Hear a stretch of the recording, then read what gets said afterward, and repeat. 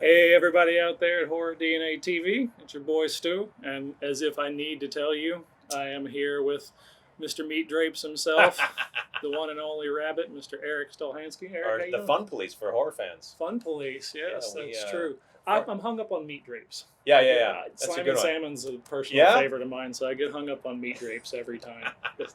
It's just like the greatest thing ever. That's funny. If you don't know, there's a movie called Slime and Salmon, and my character's name is Guy Madropides, but it's Greek. It's Greek, and Michael Clark Duncan, when he reads it, he calls me Meat Drapes because he sees it on a receipt that's printed out Madropides, but he reads it as Meat Drapes, so he thinks my last name is Meat Drapes. Greatest name for a character ever. So, you guys had a screening too last night. Yeah. Is that right? How'd Super that go? Troopers. For Super Troopers? Great. Texas Theater. Cool place to go. Cool place. Yeah. Showed great old movies, great big old-timey auditorium. I get bummed out when I go to movies recently and they're kind of small rooms, right? You're like, I'm going to the movie theater. That is gigantic experience. And then there are these tiny little rooms with some of a small screen. You want the big scope. You get that at Texas Theater for sure. Great old-timey, great huge scope. And the history of the place too, with Oswald, the Kennedy thing and all that. It's pretty cool. Yeah, tried to hide in there. Yeah. It's very cool. And they're great curators too. Like there's cool movies. Like I think they have Lawrence Arabia tonight and then The Shining, and so they just have fun movies that they show. Well, I didn't have plans this evening, and then you said The Shining. Yeah, it's Lawrence Arabia. I think 4K reprint. That'd be fun, right? That's definitely something worth doing. Yeah, for sure. Shining in the movie theater. We went and saw The Exorcist came out, and they re-released it, The Chinese Man. And we went and saw The Exorcist, in a movie theater. Yeah. Which was fantastic. And it was a director's cut where they do the crab walk down the stairs. Oh, you got to have the walk, yeah. And as the lights come up at the end and we're walking out, we were sitting right behind Marilyn Manson. And so we had no idea, but to come out of The Exorcist in a movie theater, behind Marilyn Manson, was like, oh, that was pretty cool. That is a fantastic moment. Get you that ambiance. So, in all this chaos that's been going on lately, how's everything been going for you and the guys from Broken Lizard as far as future projects and all? I know you get asked about Super Troopers 3 and Potfest and stuff like that all the time, but have y'all been filling the time? Pretty good.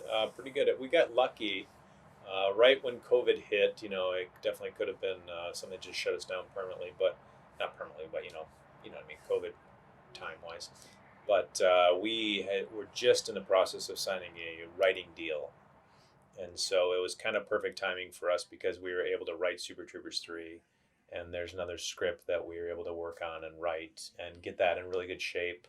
So now that COVID's over, we're trying to get that into the pipeline to shoot. Oh, okay. And it's kind of out there. I don't know if we really talk about it much, but it's a movie that we're trying to shoot before Super Troopers 3. And so hopefully we'll try to get that off the ground.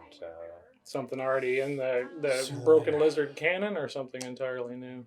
Well, it's a new Broken Lizard movie, but it will be a Broken Lizard film.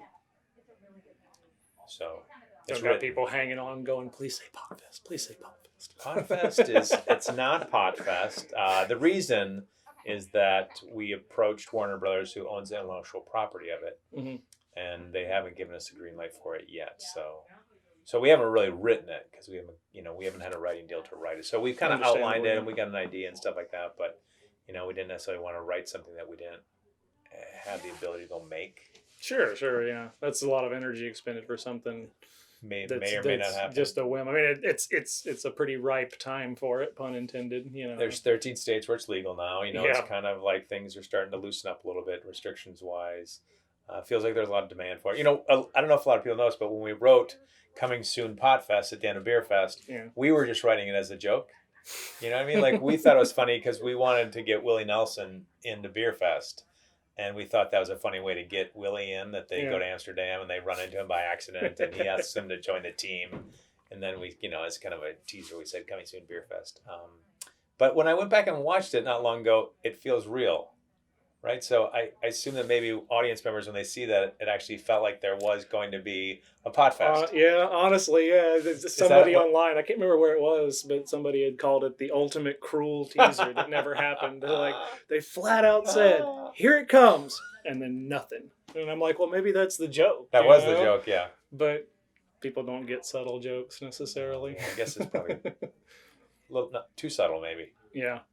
Well, for potheads, anyways. And then a lot of people started calling in. Probably people even thought it was a movie because we started getting incoming phone calls. And we met with like Cheech and Chong, Snoop, Method Man knocked in our office and came in, said he wanted to be in the movie. Well, you're hitting all the high spots. I know. We got these great people that are interested in Willie Nelson, all these people that we have lined up. But we still don't have the green light to shoot it. But we've outlined it. We got a lot outlined and we have ideas. Yeah.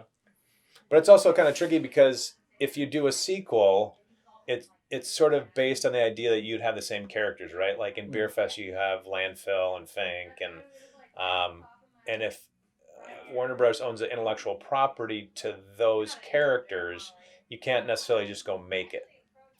That's true. That makes sense. Yeah. So you could go do a Beer Fest sort of sequel, but you couldn't use those characters, and then would people want to see a Beer Fest sequel that's not at Warner Brothers, but not with those characters?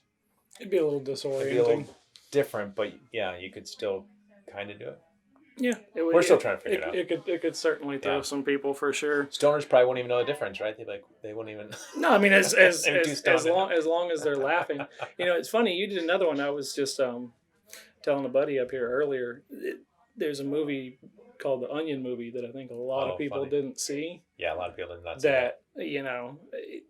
That structure, the pure sketch comedy structure, just going from one scene to another with the wraparound, I always kind of felt like that was something you guys, for Broken Lizard in particular, has there ever been any inkling to do a straight sketch comedy? Because I think that would fucking kill with you guys. Just the chemistry and the way y'all work together. Just a rapid fire sort of sketch comedy thing. We talked about it early in our career. We started a sketch comedy group in New York before we started making movies. So that conversation as sort of approach, we never were able to kind of wrap our mind around writing what it would be. Yeah, so I would think the writing process could be a little unusual, but I think if anybody as a group would have the cachet to sell a sketch comedy movie, it would be you. Because a bunch of nobodies can't sell a sketch comedy because you're a bunch of nobodies. People don't know how you work together, but. Yeah, it's hard. When we first had Super Troopers come out, we knew it was going to be a marketing challenge because nobody knew us as a comedy group. Yeah. It's sort of the first thing that we made a movie before that, but when you first put it in theaters, you don't have that sort of cachet to open up a big box office weekend. Mm-hmm. And still, I don't know if we do right now, even though we've been doing that now for. And Super Troopers by word of mouth still did pretty respectable box office. It was more word of mouth, yeah. People would go see it, and then maybe word of mouth, and then DVD is really when it took off, when people started passing the DVD around. I'm pretty sure. Yeah, I don't think I saw it in theaters. It was just hearing about it from somebody that you got to see this kind of movie. Like, yeah, right. People always say that, and then you watch it, and you're like, holy shit, these guys really hit on something. That's fantastic. It was kind of a cult thing. It kind of became a cult following.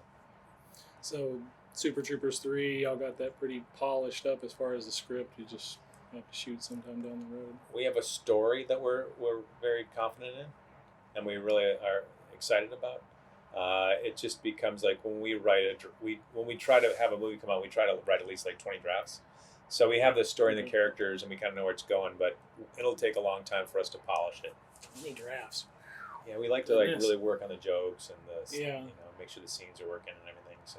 Oh yeah, for good reason. It shows. Inside of Broken Lizard, do y'all have a particular, I don't know, I wouldn't say hierarchy, that's not the right word, but structure or setup in the creative process? Like, who's more the writer, who's more the disruptor? I know Jay directs a lot of things, but I mean, when y'all are creating a movie, how's y'all's sort of structure on who does what?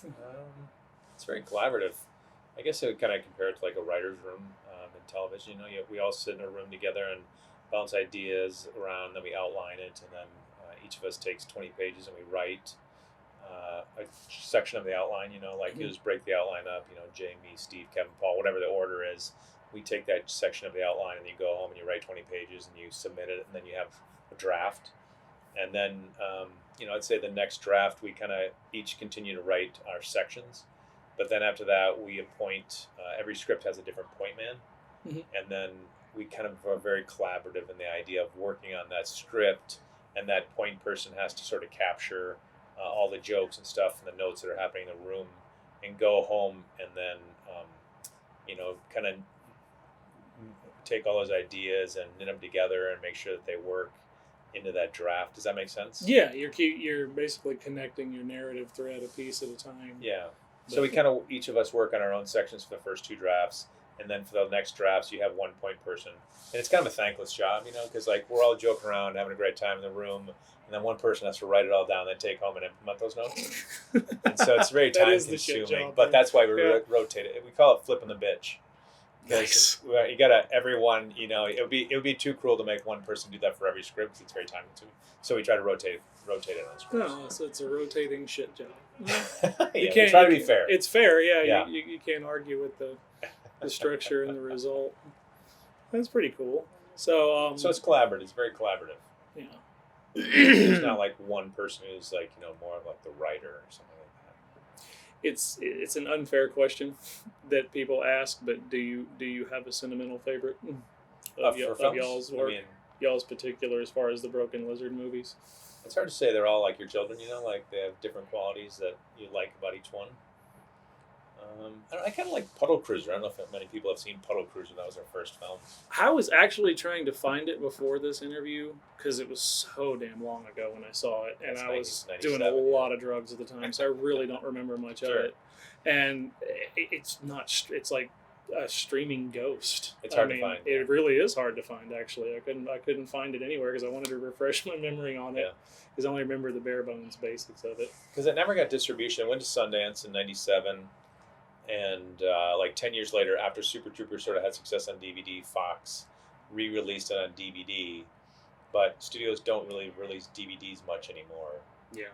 Right? So everything's digital and streaming and stuff like that. So it's kind of become this kind of dinosaur to find a little bit. You can find it, I think, through BrokenLizard.com. I think you can kind of, if you go to the posters on BrokenLizard.com, you click on the poster and it'll take you to where the DVDs are on Amazon. Oh, okay. So if anybody wants to try to track it down, they might be able to find it that way. But I guess it's hard to find. Yeah. It takes too much work for most people. The streaming age, we overlook the obvious now in the streaming age. It's like, just buy a physical copy. What? You wait for it to show copy, up. Yeah. That's a lot of work. Yeah, if it's not streaming, it's usually gone, right?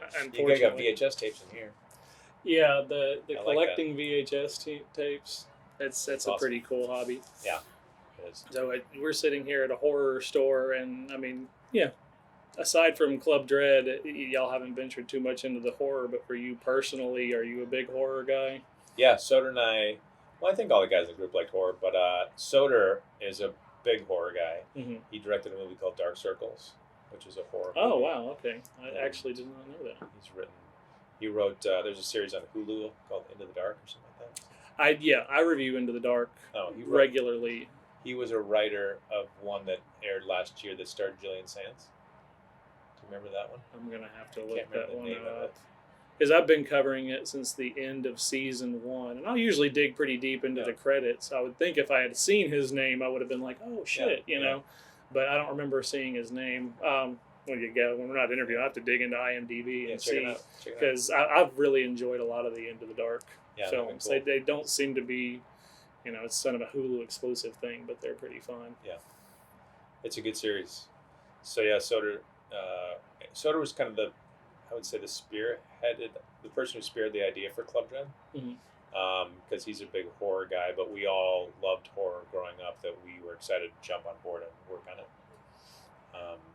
Growing up, I loved it. I probably saw more as a kid and was influenced more in my earlier age than I seek out horror now. Yeah. Only because it's just busy. There's only so much time in the day. Yeah, I always say I have to review things all the time, and I never have time to watch anything for myself. So people are like, did you watch this? And I'm like, I don't watch anything unless I'm going and writing about it afterwards. So I totally get that. So what's your favorite horror flick? I don't know. Exorcist messed me up. Classics. Okay. Probably more of the classic stuff. Exorcist was Salem's Lot messed me up as a kid. I was afraid to go to bed after seeing the Salem's Lot when the kid floats into the window. Floating outside the window. Scraping on the window. Which I still argue is one of the most effective scenes in any movie ever. God, yeah. With those silver eyes and stuff, too. He floats up, and he's trying to get his brother to come outside. Yeah, Salem's Lot, Exorcist. I mean, obviously, like Halloween, Friday the 13th. Classics, I guess. But I saw it, like I spit on your grave, and I used to rent anything and everything at the VHS store as well. Yeah, I dug the.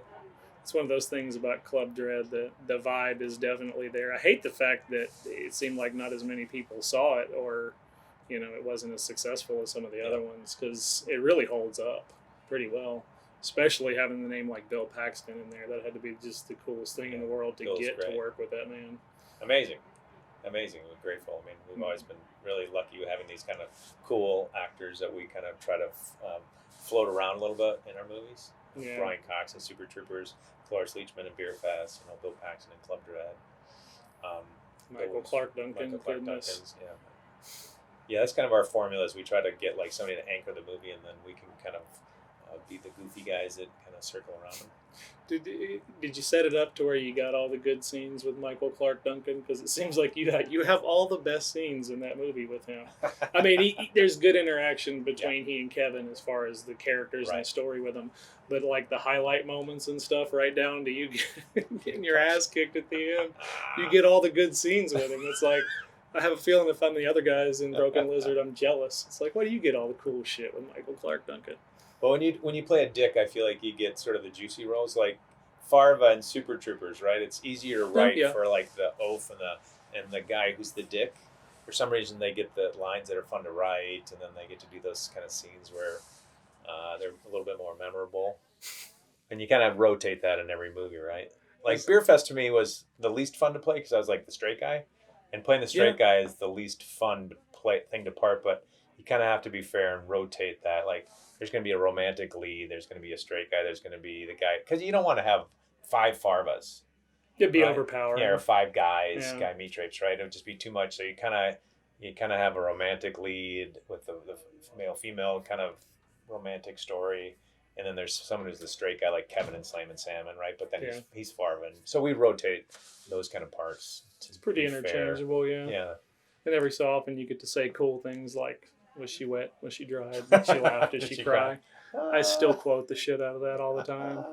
That's how I gauge somebody, and they know what the line is. It's like, all right, we're on the same page then. That's really funny, yeah. Scene stealer character. That's good stuff. Guy's good. Yeah, Guy was fun. It's fun to play the bad guy. And Club Dread, growing up loving horror films, I always wanted to see what it was like to be the person behind the mask. I don't want to give anything away to anyone who hasn't seen Club Dread. It's 20 years, not a spoiler after 20 years. Yeah, I was going to say, there's a statute of limitations on spoilers. I'm pretty sure we've passed it at this point. So sorry if you screwed it up for you. But the thing is, you want to be that person behind the mask, but we shot in Mexico, and we didn't want to give anything away by like physicality. So we created the horror guy being in a poncho in a rain. Like a rain jacket, I guess you might say. It's like a rain poncho, but then there's also like a wool poncho. Yeah. Is that what you call it? They both would be ponchos, I guess, but one was like a rain jacket, and then there was this wool blanket. And it was Mexico, which it was already like 100 degrees every day. Like who's wearing that in Mexico? And it it fit with the times too. I saw it as kind of a parody of, I Know What You Did Last Summer with the fishermen and all that, which is good stuff. And I always wanted to try one of those Pac-Man mazes. I just thought that was one of the best ideas. I'm not sure who came up with the writing on that, but a living Pac-Man maze, real Pac-Man maze, super cool idea. If you totally the person, they got a drink and they go just chase around. They should have it. I wonder if that exists after the movie. I mean, if people get up to some crazy shit at spring break, probably. If not, I would think somebody would have come up with it by now, just to imitate you guys, if nothing else, because that was a killer idea. That was pretty fun.